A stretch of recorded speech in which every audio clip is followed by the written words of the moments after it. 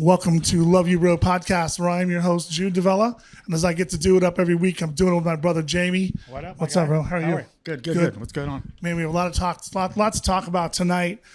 Just about, Final Four, NIL, everything that's going on right now in college basketball. It's like an NBA free agency out there. It is crazy out there right now. And looking in our backyard at Kansas, everybody from Kansas is hitting the portal. It looked like today, Bryson Tiller, Flory Badungi, But already has Marco Jackson. Yeah. It looks like all those guys are leaving. So I don't know. You see Coach Self coming back. He announced that he's coming back. We were waiting to see what was going to happen during that McDonald's All-Star game.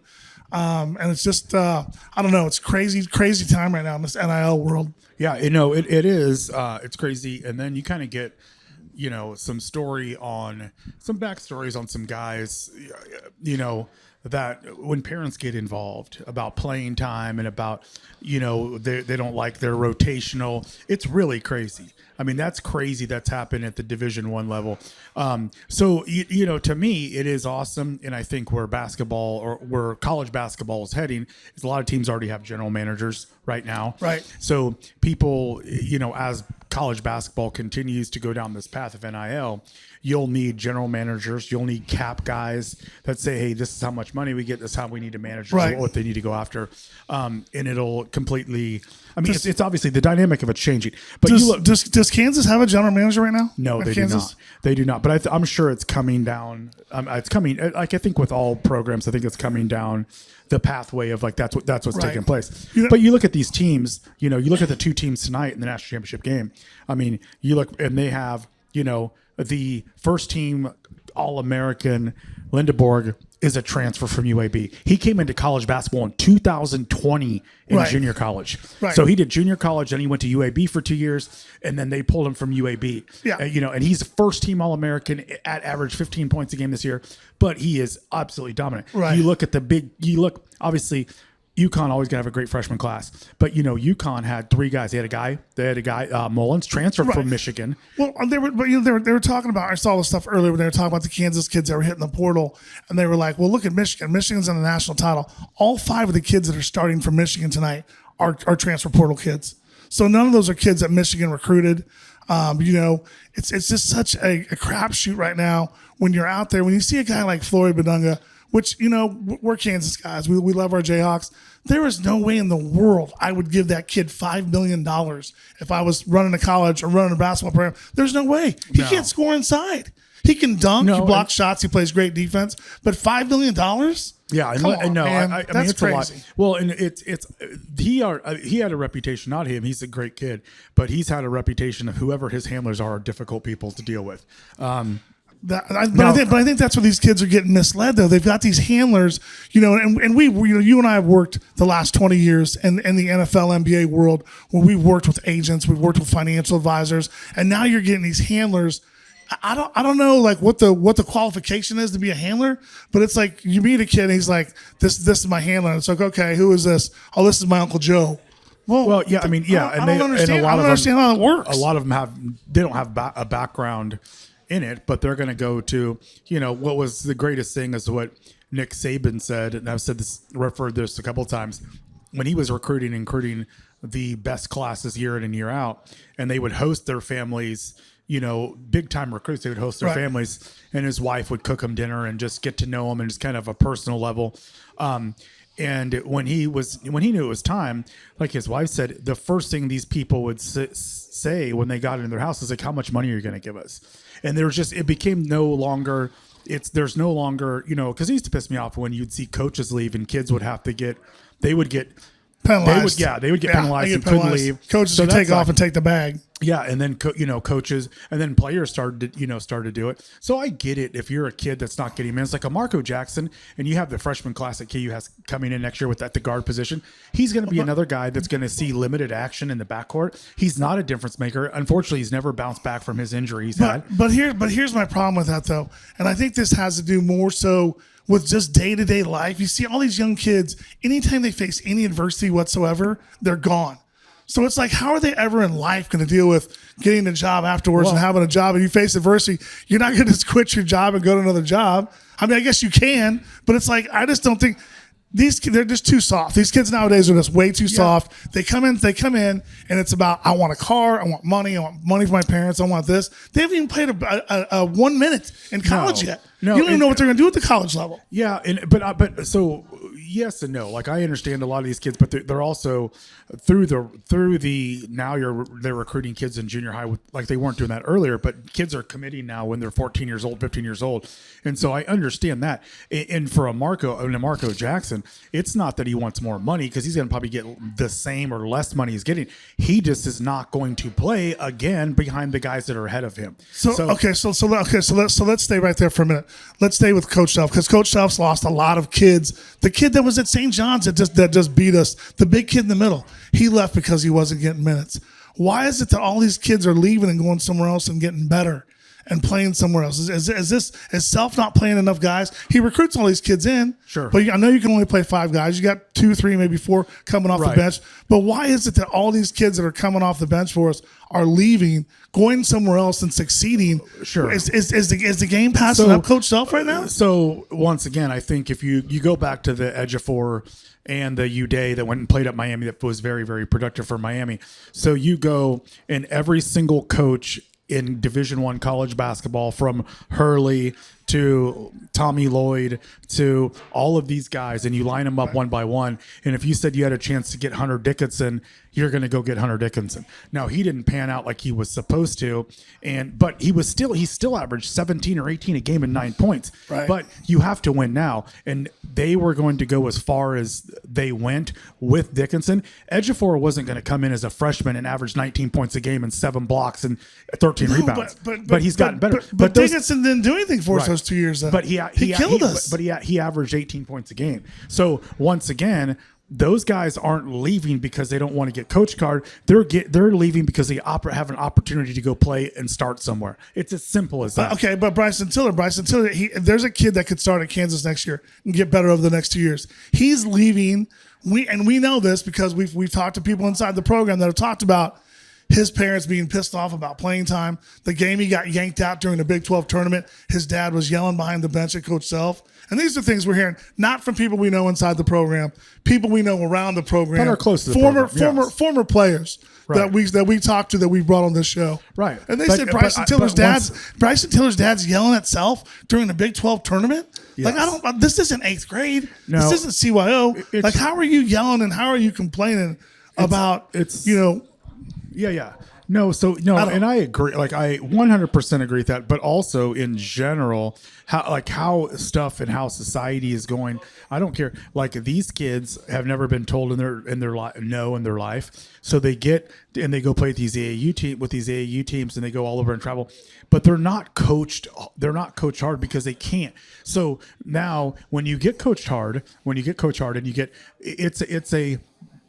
they're out. They're out, and you're not supposed to say certain things to kids. Okay, so stay with what you're saying right there, right, about coaching hard, right? How are you going to sit there and tell me that Danny Hurley doesn't coach hard at UConn? Have you seen that guy screaming up and down the sideline? Yeah. There's no way that guy's not screaming in practice, yelling. He makes his kids accountable. How is it that Danny Hurley, 3 out of 4 years now, has been in the national title game? I don't think he's going to beat Michigan tonight. We're going to go. No, we're going to talk here in a minute about why I'm wearing a UConn shirt tonight because you and I both agree. We don't agree on a lot of shit because we're brothers. But the one thing we do agree on is the team that we hate the most in college sports, probably in sports altogether, is Duke. Yeah, we don't like the way the Duke fans, we don't like the way the Duke players, former players, puff their chest out. No. 37 kids they've sent to the NBA since 2000, and they've got 2 national titles. Yep. So in honor of my guys at UConn, here, we're going to hold this for a second, Dylan. I want to show the number of the jersey that I'm wearing tonight because this is the greatest shot. This was the greatest shot of the NCAA tournament. Oh, yeah. Greatest shot of the tournament right there. When Mullins hit that shot to put Duke away, man, that's all I needed. After Kansas got knocked out, that's all I needed to see. So in honor of some of our friends that follow our show and watch our podcast, John Porges Garcia, Jason Escarino, some of those big Dukey fans that love Duke, neither one of those guys will talk to me for about a month, but I'm wearing this shirt tonight in their honor, man, because that shot Mullins hit was Oh, Bro. that was one Unbelievable. Of the crazy. Duke had him down 19. It was probably one of the top 2 or 3 shots in the tournament in history. He was what, 35, 40 feet from the basket when he hit that shot? Yeah, and a true freshman. And I mean, yeah. And who was a kid for Duke that totally choked it off? It was one of the Little Boozer. It was Little Boozer. Yeah, Little Boozer panicked. He got the ball and panicked. Instead of just hanging on to it and getting fouled, tried to make a throw down at the end of the court. Connecticut, UConn stole it, and Mullins hit that 40-foot shot. So we'll talk more about that in UConn in this national title game. So back to the getting coaching hard. Some of it's getting coaching hard, and some of it is getting really bad advice from handlers. And so when you're go home from practice and you got into it, your first person you call, whether it's Unc, whether it's your best homie back home, whoever that is, that's like, that's bullshit. You should be playing. Why are they getting on you like that? If you're not strong-minded, and a lot of these kids aren't strong-minded, you're like, well, you're right. I'm not going to.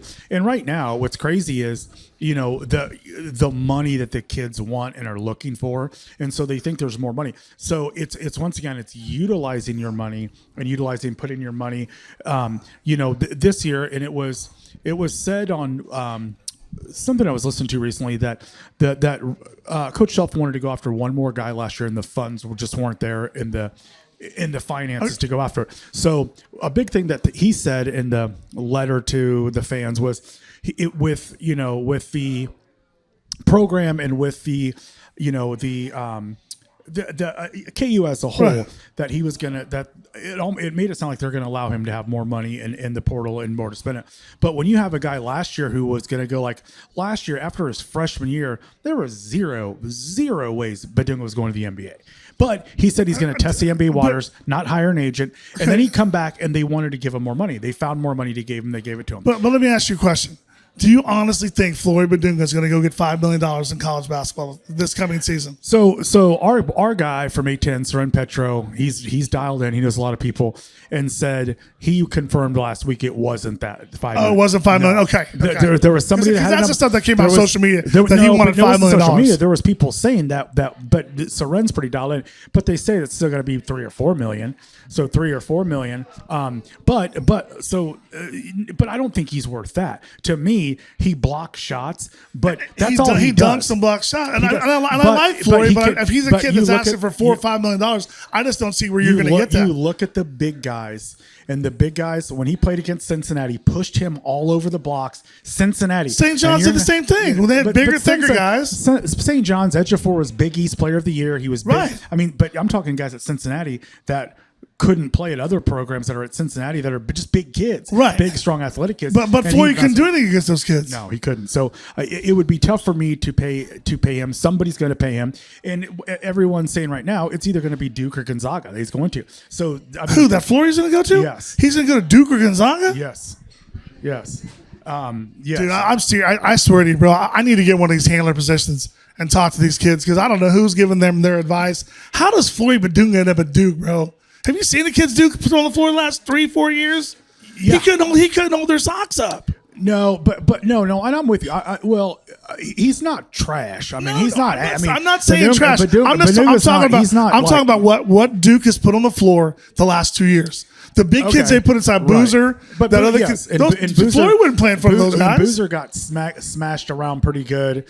Again, the last game against UConn. I mean, he got banged up. I mean, he got banged up with the big kids UConn does. But if you surround Badunga, which we didn't have the perimeter guys, you surround him with the perimeter guys, and he will be better offensively. Now, I think where we have struggled is Kansas as a whole, and what they've done. They have not got. I don't remember the last kids had a shot the ball at a high clip. And right now in college basketball, you have to shoot the three efficiently. Yeah, and we don't shoot the three. You got this Mullins kid. You got some kids from Iowa State that were shooting over 40% this year. You have to find the kids from Iowa. The kids from Michigan. Now UConn, but other than Mullins, UConn does not shoot the three ball well. No, they don't shoot the ball well. Let's talk about this for a second though. This is another thing that we've seen here in college basketball, especially like with schools like Illinois. Brad Underwood has gone overseas. Brad Underwood had like 5 or 6 kids from Serbia. Dude, those kids could play. He had 5 or 6 kids from the Kansas, Missouri area. No, he did that, but he had 5 or 6 kids that are from Serbia. the big kids, I don't have all their names in front of me. Those guys with the 3 or 4 kids he had from Kansas, that's what made the Illinois squad. Yeah. Now we just got confirmation from Victor Williams, Coach Victor Williams over his program. We did a show earlier with Victor, and Victor is going to bring on Keaton Wagler. So we will get Keaton Wagler on Love You Bro podcast here sometime soon. Yeah. I know he's going to be back home for 3 or 4 weeks. Him and his family will be sitting down with Victor, and they'll be talking to NBA agents. So during that time, we will get a time to go over to Victor's Academy and sit down with Keaton. There's a lot of questions I want to ask him. A lot of it, in the recruiting, he comes out of high school as a 3-star kid. Illinois and Minnesota were the only 2 schools that offered him. The kid was MVP of the regional for Illinois, and he was what, second team All-American? Yeah. Second team All-American. And here's a kid that Kansas didn't want, Missouri didn't want. None of the big schools want. Yeah, none of the big schools. But there's kids that every single year come in that are not heavily recruited that turn. Once again, Christian Braun wasn't a heavily recruited guy. Ochai Abaji was not a heavily recruited guy. And, Abaji, he redshirted. And then, so those are guys that weren't heavily recruited that stayed here, stayed within the program. And that was kind of on the cusp when things were starting to change now. Right. And, like I said, the kid that transferred to UConn, right. The kid that transferred to UConn, he was at Michigan last year. Right. They got a kid from Georgia. They got Mullins, a kid from the Mullins kid. I think Mullins is the freshman. No, Mullins there's 2. Freshman. Okay. There's 2. Yes, there's another kid because Mullins is a freshman at UConn. Yeah. You guys, like I said, we are here tonight. We are Love You Bro podcast. So Terrace Reed. Terrace Reed, is that who? Terrace Reed is a transfer from Michigan to and he's their one of their leading scorers. Let's talk just for a second just about our sponsor and about coming here. You guys, we have some great sponsors during the year that allow us to do our podcast. You can find us on Apple, Spotify. We have a YouTube channel. We have a merch store, a Love You Bro podcast merch store. If there's anybody in here that is an extra large or double XL, we have some of our Love You Bro podcast t-shirts up here up front. Go check our merch store out. But Maloneys is one of our resident sponsors. We want to talk a little bit about this and what they're bringing to us this season right here. So what's that? The t-shirts are free. Love You Bro podcast t-shirts. But we want to thank Maloney's for allowing us to come in once a month here, for being a sponsor for the whole year. Absolutely. And talk about enjoying the nice weather. Dude, on their patio, they've got 60 outdoor tables and TVs upstairs for Royals games. You've got all the drink specials they've got throughout the week, available on Wednesdays. They got the Bruise Bro Trivia upstairs on Wednesdays from 7 to 9. So that'll be going all spring and summer. And then we want to talk a little bit about this weekend, the Masters, man. The Masters, you can come here, watch the Masters this weekend, starting Thursday. Maloneys will have all types of specials going on with food and drink Thursday through the weekend for the Masters. No, and so Maloneys my jam, and one of my favorite nights here is Thursday night. And so whether there's anything going on or not, it's $18 steak night. Their steaks are fire. Maloney's here Thursday night, $18 steak night. And then and it's awesome because like on their menu or on the specials chart, it's like why supplies last, because it's a great deal. You're coming in here getting good steak and then you this is every Dylan, Thursday. give it if you want some XL, there's some folded right there. Grab a good. Yeah, I was saying grab a good XL shirt. And then on Thursdays as well, cheeseburger and fries for $9. You can't get that. You can't get that at McDonald's for $9. No, we want to thank the guys here at Maloney's, man, for being a sponsor of Love You Bro podcast. So this is like my favorite. Masters Week is my absolute 100% favorite week of. It's such an incredible event. To me it's the greatest. It really is. I watched stuff today, just kind of. A lot of them were in press conferences, and a lot of them, and a lot of it was, unfortunately taken to Tiger Woods and what he's going through, and this stuff. Tough. Which is unfortunate, but hopefully he gets right for himself, and he's got 2 little ones to get right for, and finds that golf's the farthest thing that should be, but it obviously did take away a little bit from the opening day. Of course. But you go tomorrow. It's kind of they're there in Augusta practicing, and then Wednesday is the sweetest, cutest thing in the world when it's the wives that do the caddy and their little ones, Minnie and Teddy, are in their little white caddy outfits, and it's amazing. And then the tournament starts Thursday. Hey, I see my little nieces here that are following Love You Bro podcast. That's right. Minnie and Teddy, how was your Easter? Thumbs Good. up. Thumbs up from Minnie. Teddy? Not so much, Teddy. Teddy, you and I are going to talk after the show. Yeah, we are. You and Uncle Jude. Yes, we are. She said no. Yeah. So anyway, back to basketball. It'll be really interesting to see how they proceed. With how Kansas goes, what they're going to do. But they have right now. They have like a top 2 or 3 class. They got. And they're still in it for Tyron Stokes, and so everybody. I wonder what Tyron Stokes is waiting on. I really thought when Self announced that he was coming back, he would announce he was coming. Well, so admittedly, he's kind of a one and done kid, and he was when everyone initially he's a Nike dude, he's going to Kentucky, and last year, Cooper Flagg broke that mold. He was New Balance, and he went to Duke, and it's like now it doesn't matter Nike school, because right. before even NIL, if you were Adidas, you were going to an Adidas school. Yep. If you're Nike, you're going to Nike school. Now that kind of mixes up a little bit. Last year, listen to this. Last year, so Lindenberg, Kentucky offered him $7 to $9 million to go to Lexington. And where was he? He was at UAB. He was at UAB. Yeah, and he averaged 14 points a game. UAB, they offered $7 to $9 million for Lindenberg for him. What to go Michigan give him? Like 3 to 5, 3 to 5. I don't know what it was, but he really obviously. I mean, he felt comfortable, in there with their head coach, who's a stud on the recruiting level as well. He is, and once again, when Coach was going to leave, when Coach Shelf was going to leave, it's like, man, I didn't, me personally, I think he's the greatest dude. He's the most personable dude.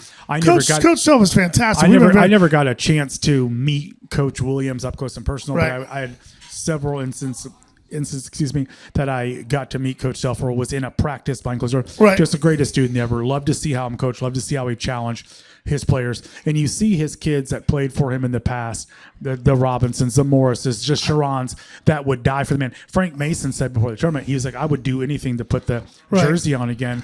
So I was happy to see when he announced he was coming, when he was coming back. I just think from what we've seen, I think Coach Shelf does a lot better job when he's got kids 2, 3, 4 years. I mean, it's kind of proven. Like that 22 team when they won the national title, you had Christian Braun, you had Ochai Agbaji that had been there, 3 years. You had McCormick. The only guy that we really had that came in from the transfer portal was the kid that came over from Arizona State, which he was huge down the stretch. Oh my God, remember Remy. He was hurt. And remember, he wasn't playing. They were like trying to figure out what was going on. You talked trash on him the whole time. Yeah, I did talk trash on him because he was sitting the whole time. He came over. He wouldn't play defense. Remy Martin. I rewatched some of that the other night on YouTube. I was watching, which my wife just always loves when I'm just buried in front of a screen watching old Chiefs games or KU games. And I'm watching there, and I was dying, dude, when the announcer for CBS, the guy we love, the older dude. Raftery? Yes, Bill Raftery. And Remy hits that deep 3 from the corner, and he goes, everybody loves the little Remy at night. Yeah. He that was awesome. No, and I think down 15 against Carolina, come back in that game. I mean, you look at UConn, and they have a great freshman class led by Braylon Mullins, kid's shirt you're wearing. Right. But then they brought back guys like Solomon Ball, Caravan. They brought those dudes back, and then with the transfers. So you need that mixture of what some veterans that have veterans that have seen minutes, and the young kids that will make a difference. The young kids that will make a difference. So and I think once again we have a top 2 or 3. So Stokes. So we started on Stokes and we jumped around. Right. But Stokes was leaning towards Kansas. It was a heavy crystal ball with a lot of guys said he was going to go to Kansas. The stuff for Coach Sell. There's like maybe Kentucky's back in the mix. Oregon was always in the mix. And then Washington. I still think he ends up in Kansas. That's just my thought.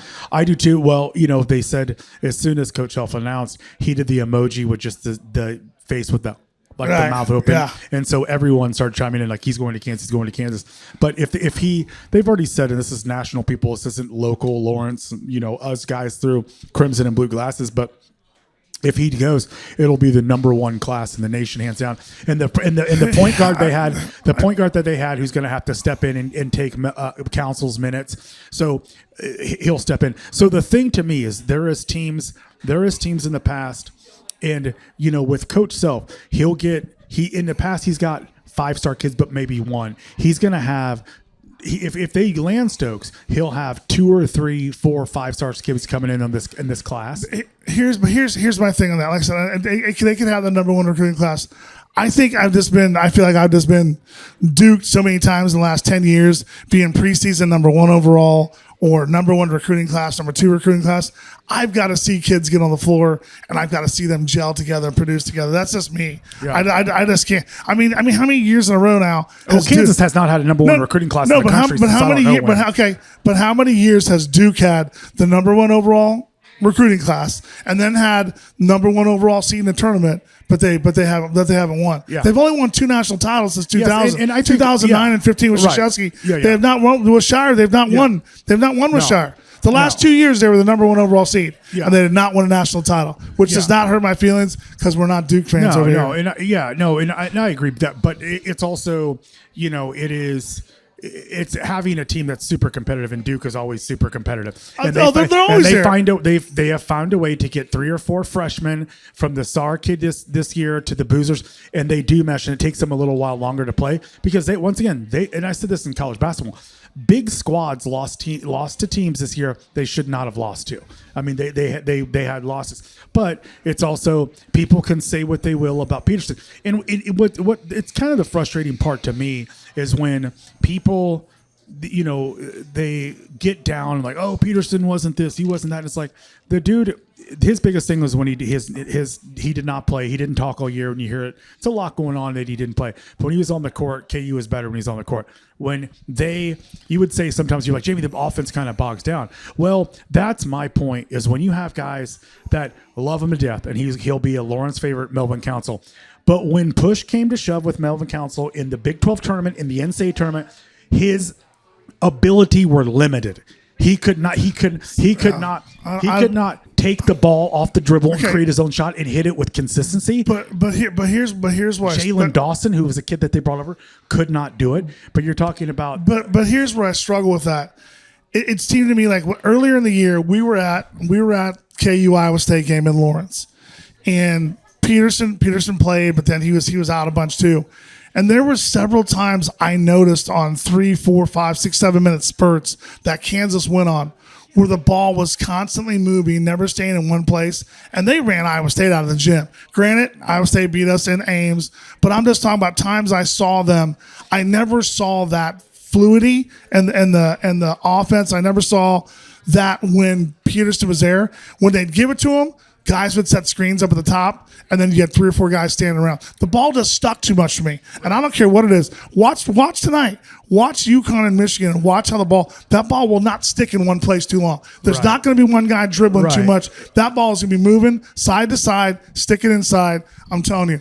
And I think so. And I think what that being said is, watch how well Michigan shoots the ball from behind the arc. Shooting the ball from behind the arc is everything. I mean, it is, and that's why Kansas, when they were at their best, they were playing great defense, which wasn't frequent because they were out of the top 50 in Ken Palm. Right. They were playing great defense. They would get the ball at the rim and run, and then transition. They were unbelievable. Right. A lot of them could finish at the rim. The minute they had to slow down and run half-court offense, it was as boring because they had no one that can shoot. The Houston game example. The Houston game, they had not been shooting the ball well. The Houston game to start, they had open look after open look, and what they would do would hesitate when they should shoot it, and when good shooting teams are when you're feeling it, you're letting it fly. And then they would take one dribble, and then they would get swarmed by Houston.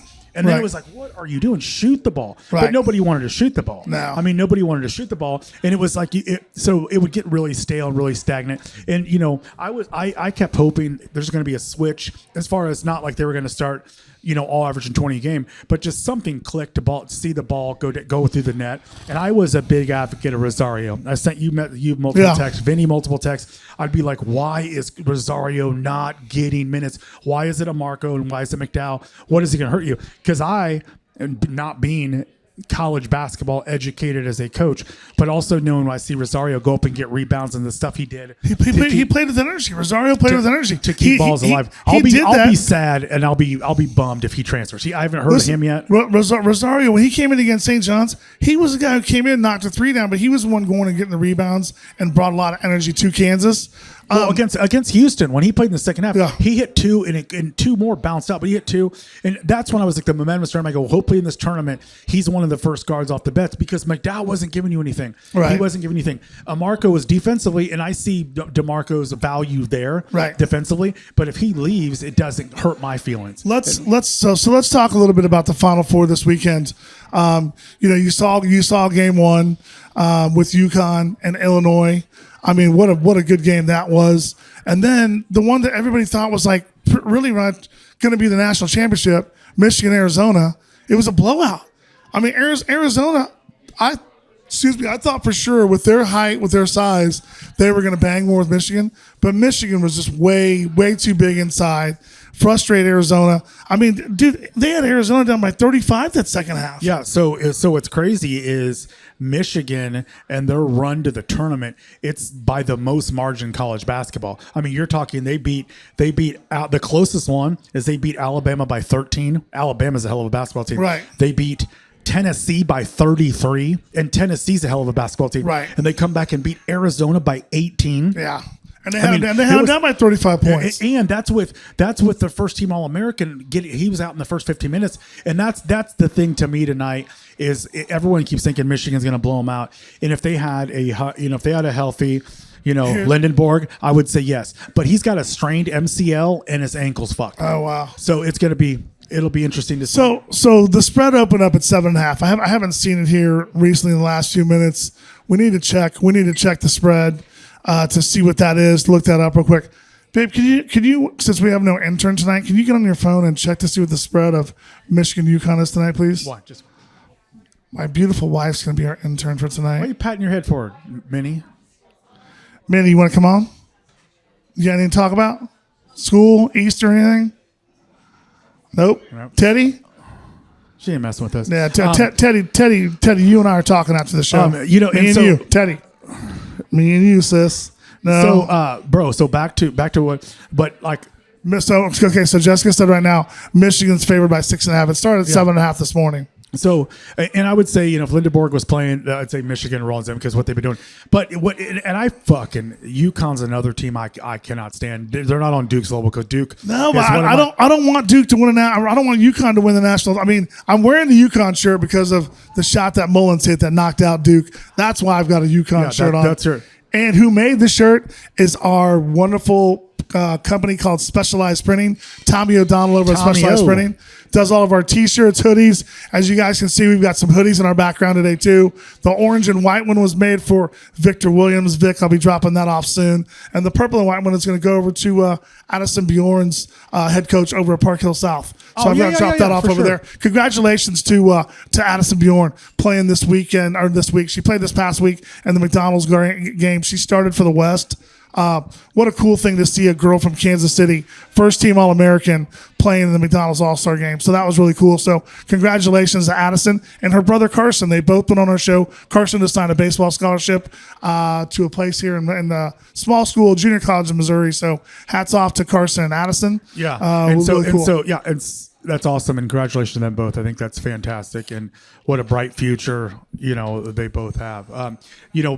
Back to like I said, UConn's one of those. Let's take a peek at what's going on with the Royals game right here. What did Carter Jensen? 2-1 Royals. Carter Jensen just went yard. Yes, he did. Had a boy, Carter. If you guys do not know, if you go back and look at some of our Love You Real podcast show, Carter Jensen has been on Love You Real podcast twice. So he was just on before the season started. Way to go, Carter Jensen. Just went yard. Listen, if Carter plays like that, you'll never forget about him sleeping in that one day. No. So we're jumping around, but let me finish with this Michigan real quick. Go ahead. And then we can go. Well, I just had to look up because I saw Carter go yard. Okay, Michigan. Well, I lost my train of thought now, but it was about for UConn. I can't stand. I mean, I just can't. I think Hurley's a cocksucker. He's a straight up. Well, this is definitely not a family show, so we're just gonna let you guys know that now. You're not a big Dan Hurley fan. Well, I don't think anyone is. He is. Right. He is abrasive. He's bumped. He's headbutted referees. He is just such an egotistical maniac. Like he is like.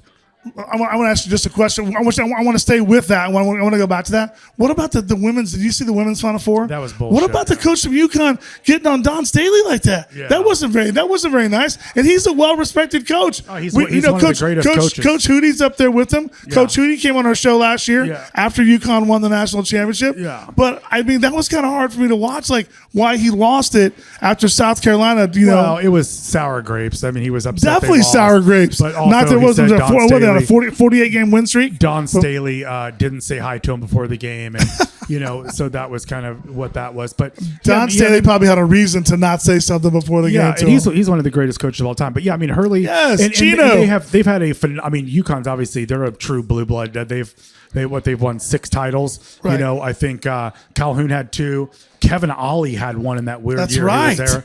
And now so they've got 5. I want to say they have 6. They have 6? I want to say they have 6. UConn may have 6. I definitely don't need them winning the 7th tonight. I know that. Yeah. But here's the thing that scares me is the way Michigan's blown out and beating everybody, right? And everybody's going to go hot and heavy, and they're going to bet big on Michigan tonight. It wouldn't shock me to see UConn come out and start knocking down threes and keep that thing close. But I just think Michigan's I think they're too big inside. They've got too many scorers. But with the big kid being hurt though. And I mean, right now, for my money, my dollars, I mean, Tommy Lloyd's a fantastic coach. Obviously, I love the X's and O's of Coach Self, but there is not a better basketball coach in the country than I mean, the guy, I can't stand him, but Hurley. I mean, Dan Hurley is an absolute wizard. Right. And you watch him, and he absolutely back and forth. He adjusts during timeouts. He adjusts at halftime. He didn't adjust on Saturday. Hurley? I think you're talking about Tommy Lloyd. No, sorry. I'm talking about Hurley. Yes. And he really does. He finds a way. He's a hell of a coach, man. Yes. I mean, it's in that bloodline. His dad, It's in that bloodline. His dad was one of the greats. I mean, one of the great high school coaches, St. Anthony. I just don't like him. I don't like how flippant he is. I don't like how arrogant he is. He's an arrogant dude for sure. But he has. I mean, he's won titles. And if they do it tonight, that's why I think he'll keep them in the game, and they have a chance to win is because of him. But I hope not. I hope that Michigan. I've always been. Fab Five was one of the teams I grew up with when I was in high school, and the Fab Five was there. And they were awesome. In the Fab Five, they completely changed how college basketball was. Yeah. They wore the long shorts and the black socks, man. The black socks. They're wearing black dress socks there for a while until somebody came and decided until Nike came until somebody came. They were wearing black dress socks. Yeah, that was so cool to see them do that. And, if they did, it'd be their first championship since 1989 when that was Steve Fisher. So Michigan hasn't won a national title since 89? Yes, 89. I'll take it back. I don't know if it was Fish. I think it was Fisher. It was Fisher in 89. But they had Glenn Rice, Ramil Robinson. Right. Terry Mills, Sean Higgins. Yep. And then they had, obviously the... Hey, Jessica, can you do me a favor? Jessica, can you look up and see where Ramil Robinson played high school basketball? Ramil Robinson? Ramil Robinson. Can you look up Ramil Robinson and see where he played high school basketball? And then but once again, when you're winning and you're doing stuff like that, and you're like Michigan right now, and I think it's awesome, but you start to get you get that swag back to you, and then the other night at the Final Four, all the dudes from the Fab Five were there. And then you had Brandon McCoy Jr. from Sierra Canyon, one of the top kids left unsigned, and he told them, "I'm coming to Michigan." Oh, did he really? I want to follow in your guys' footsteps. Yeah, and they were just like, "Oh." And where was he from? He's from Sierra Canyon. That's in LA. That's in LA. Sierra Canyon. Sierra Canyon. That's where Bronny James went. That's where James went. But Sierra Canyon. But he committed there because no one knew. Everyone's kind of waiting to see when he was going to go. And then he knew he was going to Michigan. And then he on the TNT. Thank you. TNT. Broadcast with the Fab Five. So you had Jimmy King, Ray Jackson, Chris Webber, Jalen Rose, Juwan Howard, and he's like, "I'm coming to Michigan. I want to say." So it's gonna be awesome. I'm Team Michigan. So you're Team Michigan. You're rooting for Michigan because you're not a UConn. I love Michigan. I love Michigan football. I don't want to see UConn win a national championship tonight for sure, just because I don't want to see them win another one.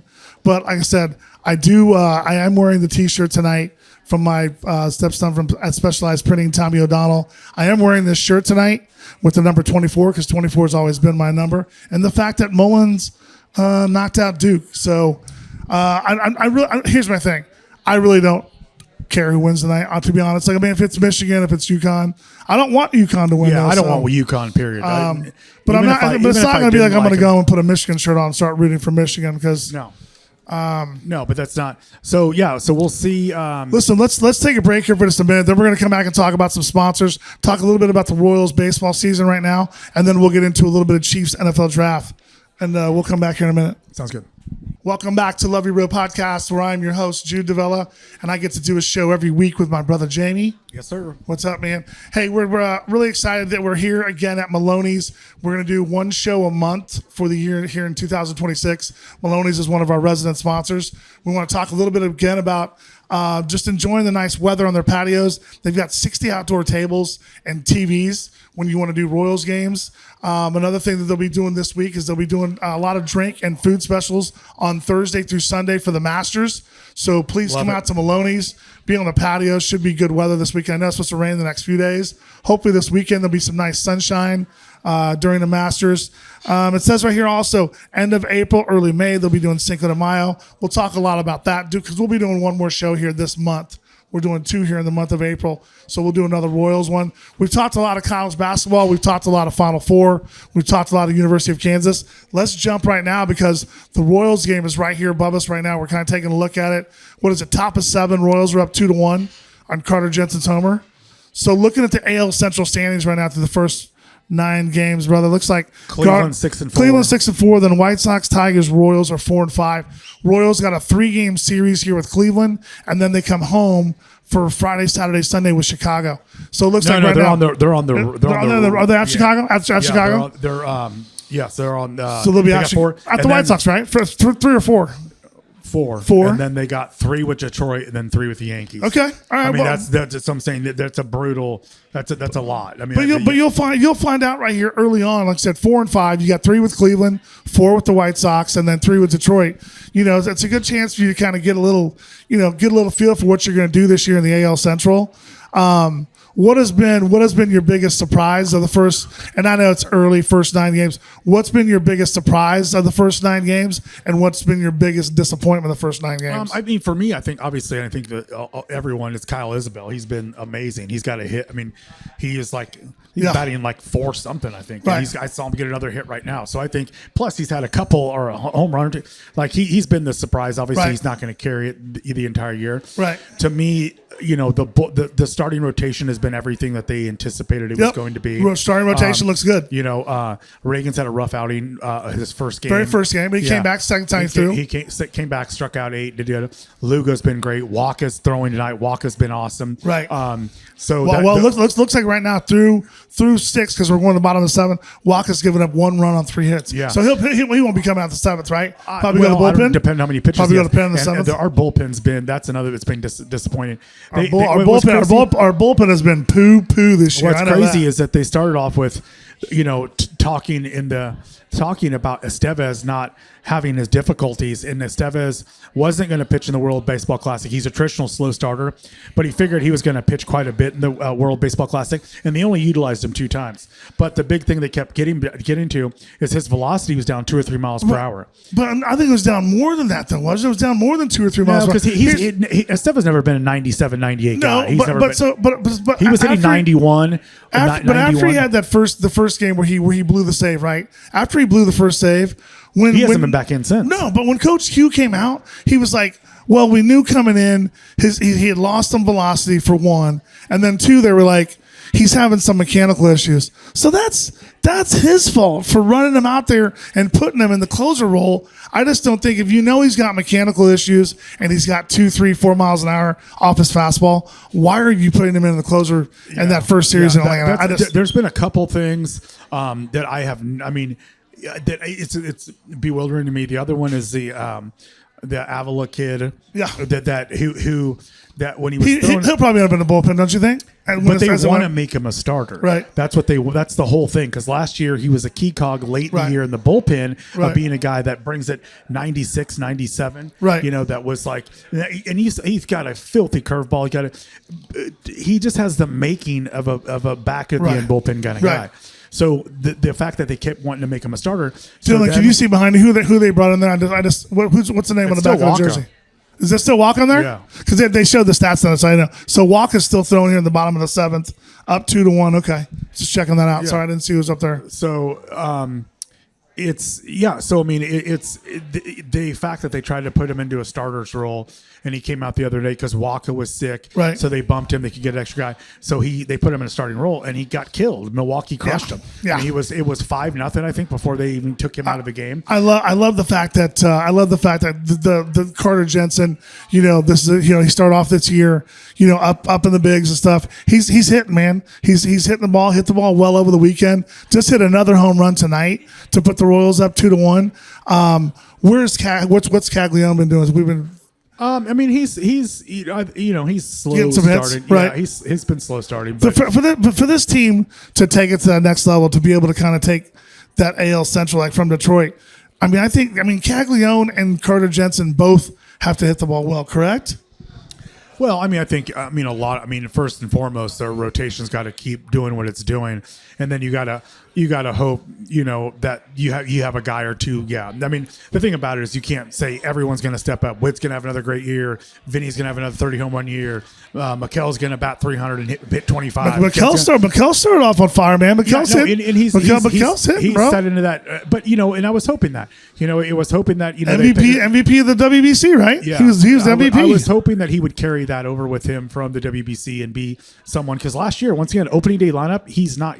Jonathan India starting at third last year to start the year, so he was a guy that came on late, that came on late. But yeah, you hope but one of those guys, Caglione or Jensen, are going to have to hit consistently and hit for power. It'd be great to see both of them, right? But I don't know if that'll be the case. But yes, you're going to need a couple of those dudes. You're going to need Lane Thomas to get on hot streaks. Yes, you're going to need Isaac Collins to get on hot streaks. Sterling Marte.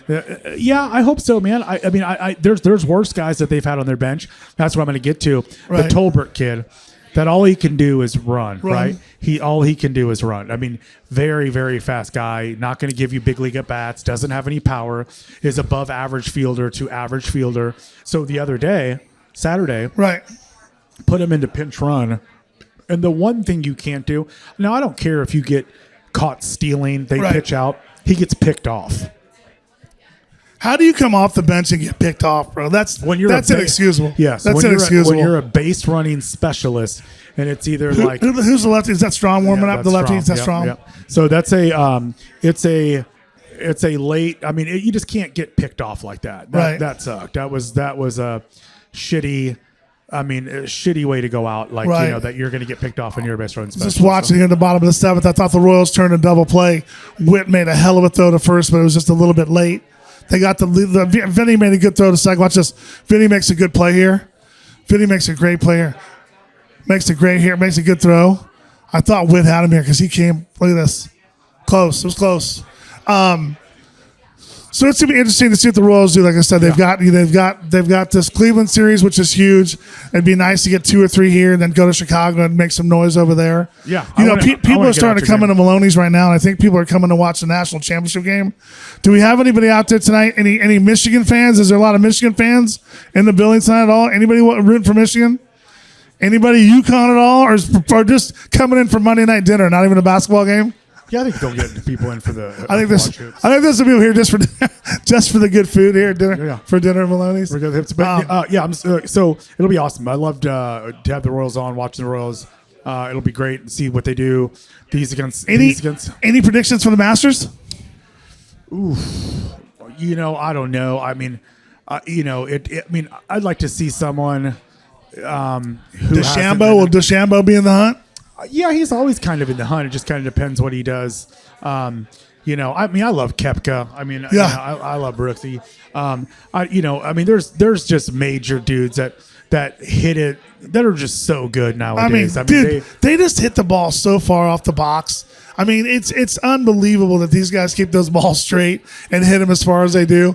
I had a chance one time. We were here doing transportation at a golf tournament that they had at the National, and John Daly was here, and it was one of the coolest things because I had a chance to introduce Dad to John Daly, and I've got pictures with him and Daly. John. Yeah. So that Monday morning he comes out and he asked his manager, he said, hey, whoever that guy was that picked me up last night, I want him driving me in my cart today. So I get to John Daly. It's 8 a.m, and he said, all I want you to do is load me up with Coors. He goes, I want Coors Light and a Bloody Mary. And he goes, and if you're going to be driving me, he goes, I want you to be drinking alongside me. I said, I can't because I'm working for you. But the funny thing to the story is he goes up on the first tee box, and they're like, John Daly's going to tee off.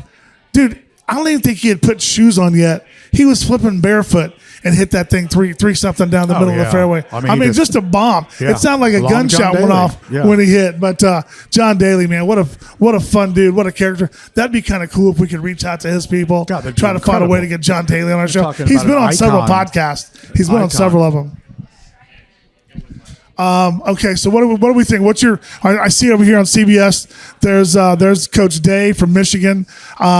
This game's gonna be coming on here in the next hour, tipping off Michigan UConn. What are we thinking? What's your prediction? And do you have a score you're predicting? Michigan 76, UConn 73. 76-73 Michigan is what Jamie has. I think it's gonna be further than that.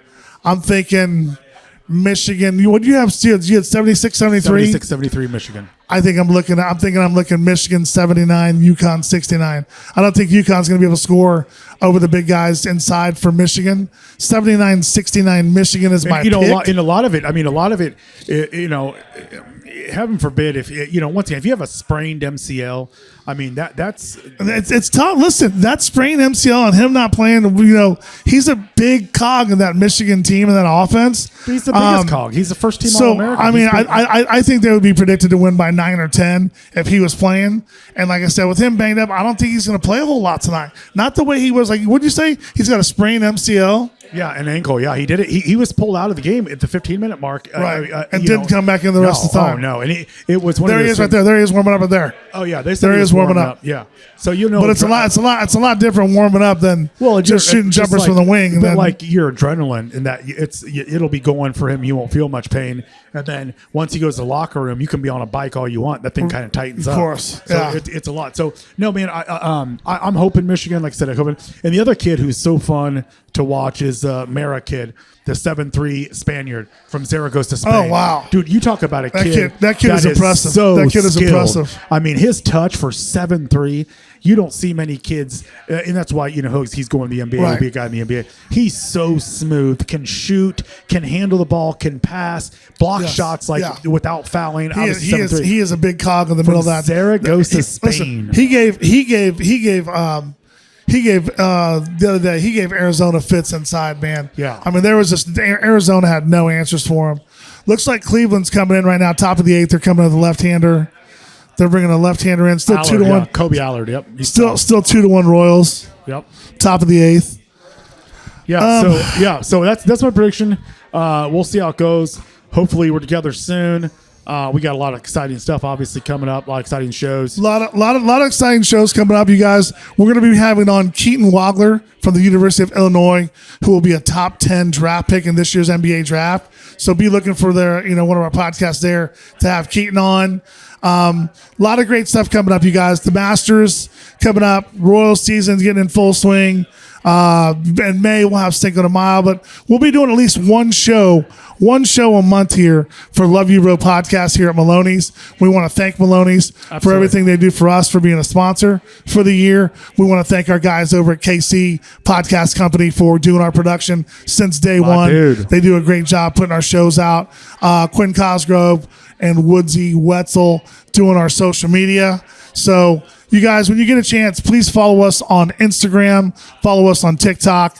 Please go to our YouTube page and subscribe so we gain more people to watch our podcast. And then if you get a chance, go to our merch store. We've got T-shirts, we've got trucker hats, we've got hoodies.